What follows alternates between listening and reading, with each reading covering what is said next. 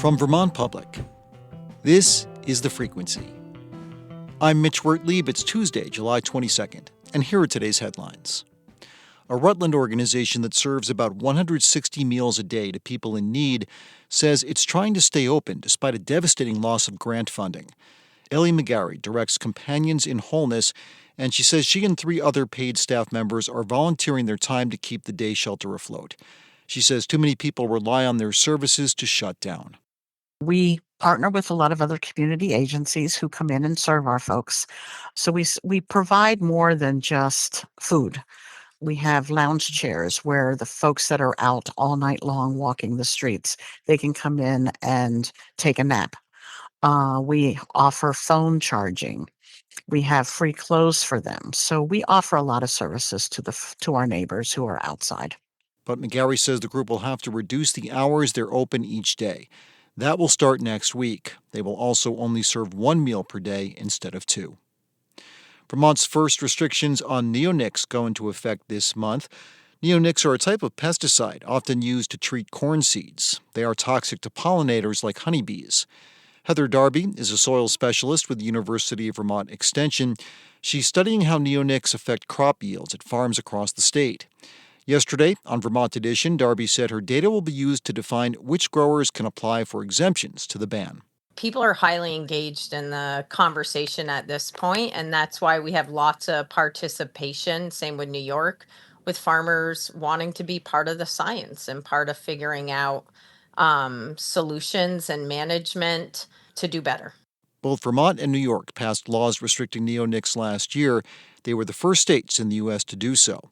Ontario and Quebec also limit the use of neonic-treated seeds. Vermont schools should soon be able to access roughly $6.5 million in summer and after-school funding. That's after the Trump administration announced last Friday it would partially lift a funding freeze that it put in place on June 30th. The news will come as welcome relief to school districts that had banked on that money when they built their budgets out for the current year. But it leaves over $18 million for Vermont schools still in limbo, and it underscores the unpredictable landscape schools find themselves in under the second Trump administration. This is the second time federal officials have frozen funds to schools with little notice, and then reversed themselves. And finally, longtime local music host Robert Resnik has died.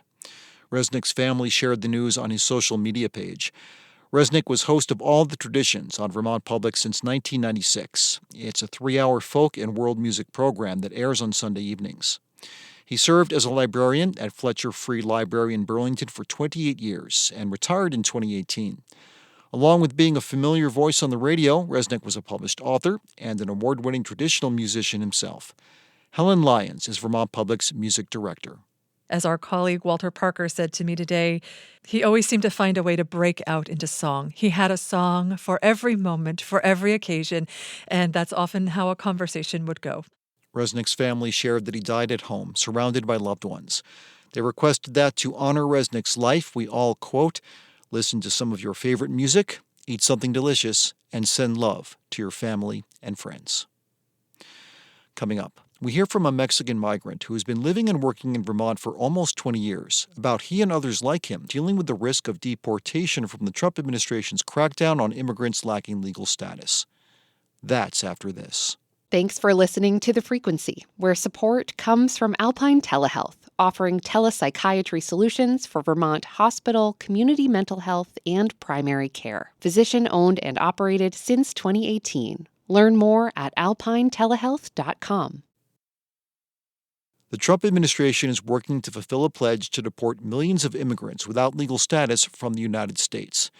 In Vermont, there have been multiple high-profile detentions of migrant workers over the past few months, including 9 farm workers detained in Enosburg.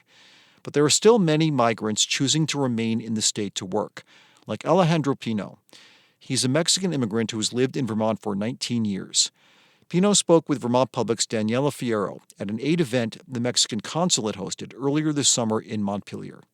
He tells Fierro about his journey to the United States and how he and other farm workers are coping with the immigration crackdown.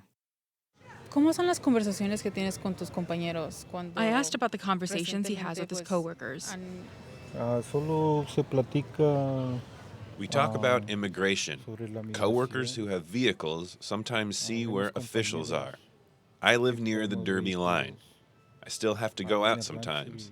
But now the guys are too scared, so they give me a list to go grab things for them. Everyone is scared. Before arriving in the Green Mountain State, Pino tried to cross the southern border 5 times. Each time, he was detained. He says he was grabbed by the Colorado River twice. Crossing there is shorter. They detain you for 1 or 2 days. They put handcuffs on you. They look up if this is the first or second time. If you reach a certain limit, they put you in jail for 2 or 3 months.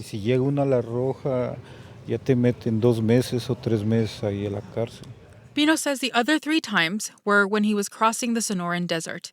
He remembers being dehydrated and running into other people with extreme thirst. He said the 5th time he crossed the desert, he paid a coyote. That's a person who smuggles undocumented immigrants into the United States. The smuggler abandoned the group, and we just kept walking. We were assaulted by cholos. They left us without anything. We had to return to the town. It's very risky. But his 6th try was a success. He worked near Yuma, Arizona, and then Syracuse, New York. He came up north after he heard there were better job opportunities here.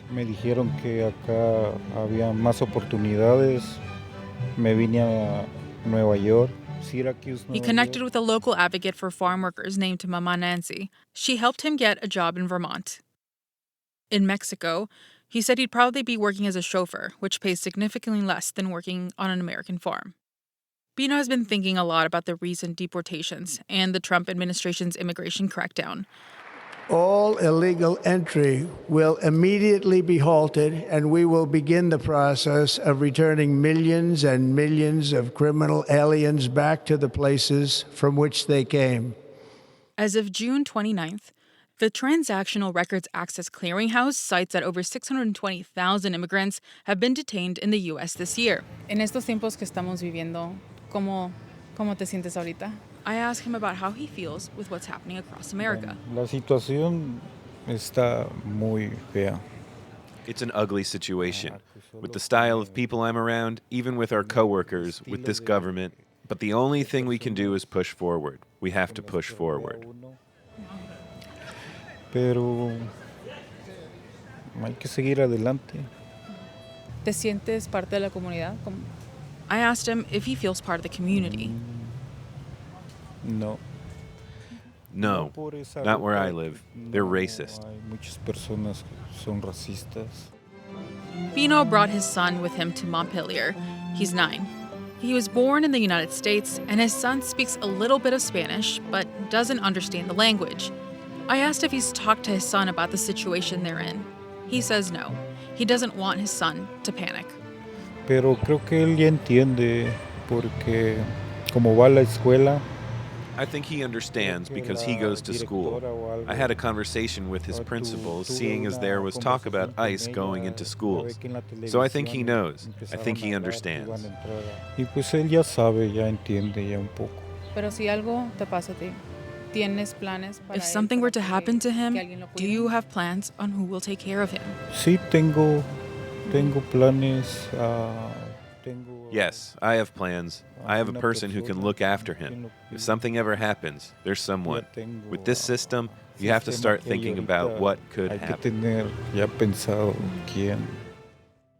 For Vermont Public, I'm Daniela Fierro.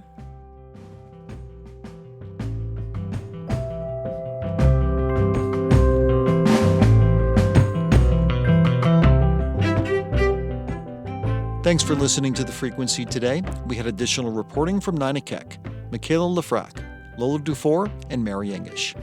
Today's episode was edited by Stephanie Colombini, and our music is by Blue Dot Sessions. I'm Mitch Wertlieb. Talk to you tomorrow.